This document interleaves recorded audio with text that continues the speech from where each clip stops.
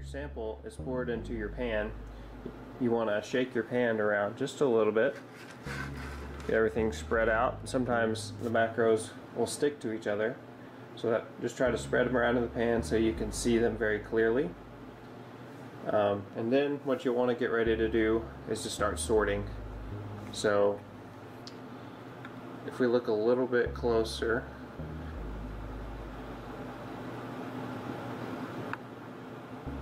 you can see that some of the macroinvertebrates have legs and some do not.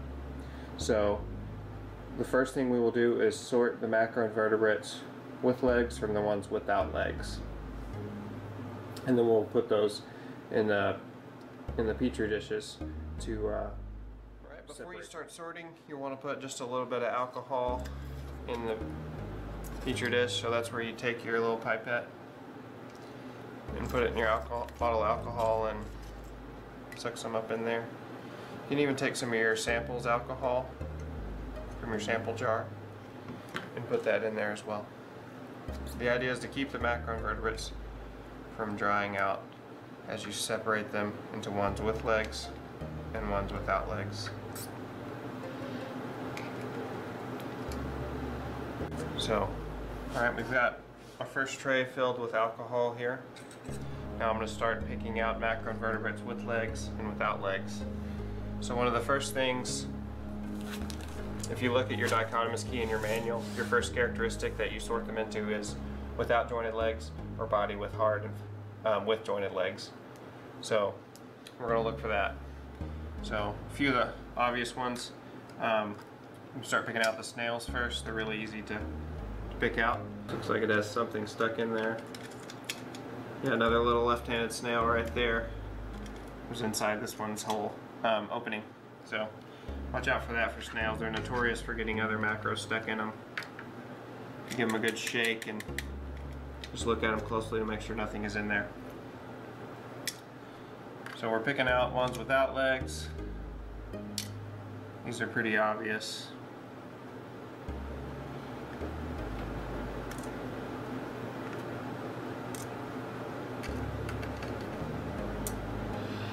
And ones without legs, those would include snails, worms, leeches, flatworms, true fly larvae like black flies and midges.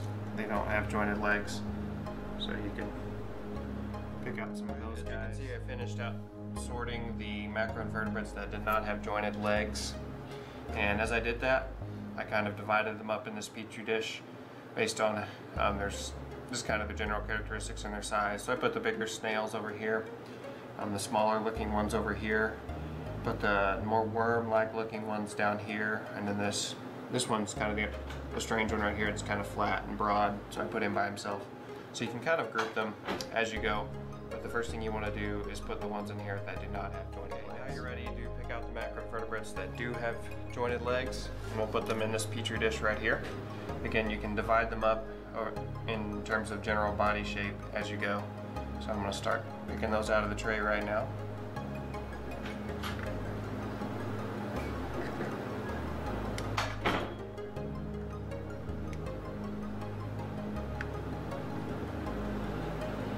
Sometimes you'll find ones that are broken up, macroinvertebrates that their body parts have been pulled apart. We only count heads.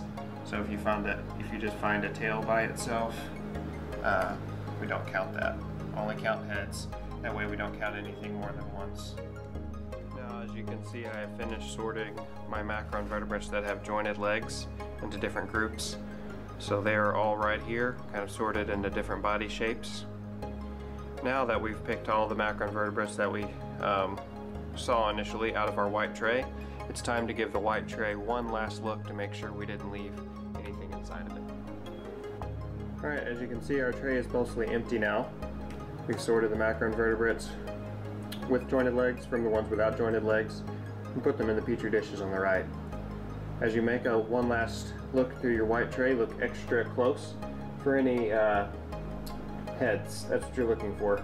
There may be other broken body parts in there like legs or tails or abdomens or things like that, but we're only counting heads, so just that's what you're looking for. And then you want to make sure to look extra close because these can be really hard to spot.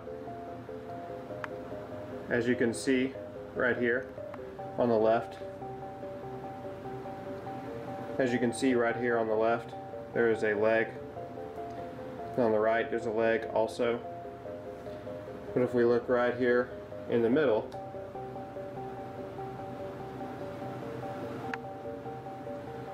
there is a midge.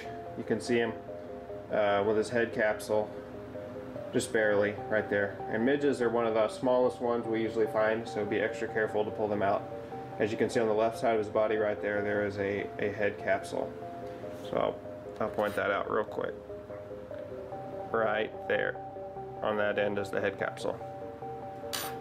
So you can pull him out and look for any other really small macroinvertebrates that you can see their head. Now that your macroinvertebrates are sorted into those groups, you can start looking at them under the microscope to identify them.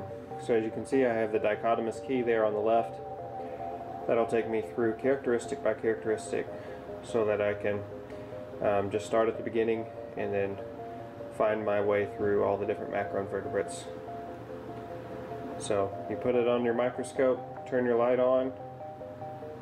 As you can see, we're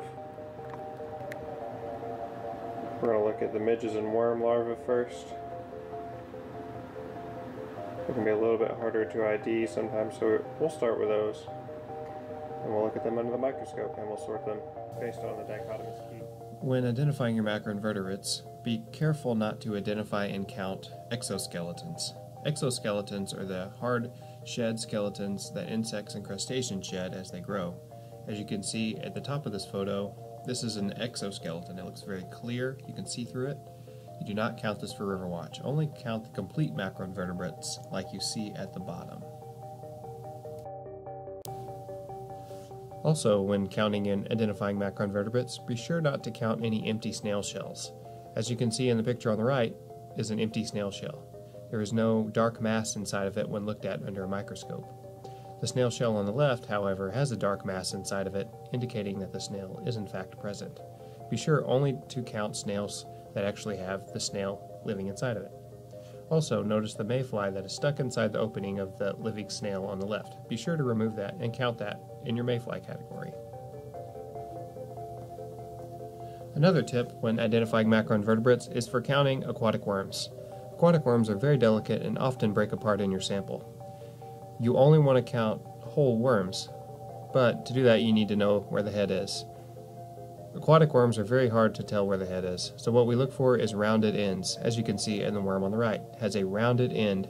That means that it's at least his tail or his head, so you count that as half a worm. Notice the worm on the left has 2 broken ends. This does not count as a worm. Add the number of complete ends and divide by 2 to get an aquatic worm count. Also, we do not want to count earthworms for RiverWatch. Earthworms are a little bit stouter looking than aquatic worms and have a clitellum, or the ring that goes around their body, used for reproduction. If you see an earthworm, do not count it in your RiverWatch sample. Only account aquatic worms. Alright, now that I have all the macroinvertebrates sorted into the different RiverWatch indicator groups, so I have them all identified, I'm ready to count them out. So for RiverWatch, we like to start with the least numerous group first, and then move to the most numerous group. As you can see here, I have my identification sheet and stream quality calculation sheet on the right. We'll be using that to keep count. And on the left, I have my macroinvertebrates sorted into different RiverWatch. In this picture, starting with the least numerous group to count them and put them on our data sheet. On the left, I have 2 flatworms. On the right, I have a small leech. So I will tally that in the column beside leech and flatworms on my RiverWatch lab sheet. So when recording the counts of your macroinvertebrates, a very handy way to do it is the dot and line system. As you can see here, you add 1 dot to signify 1 and then progressively add more dots in a square. Then you connect those dots, and a cross pattern in the middle until you finally get to 10. So as you can see here, I've put 2 dots by the flatworm to signify that there were 2 flatworms in the sample, and 1 dot by the leech to signify that there was 1 leech in the sample. as you work through your sample from least numerous to most numerous, counting your macroinvertebrates and recording them on your data sheet, you'll eventually get to the ones that are the most numerous. And so as you can see in this shot right here, we had a lot of black fly larvae in our sample. And so once we start getting, and you do this for any macroinvertebrate that you really have to, there's very many of them, you want to count in groups of 10 just to make it easy for you to keep track of. And so we'll sort them into groups of 10.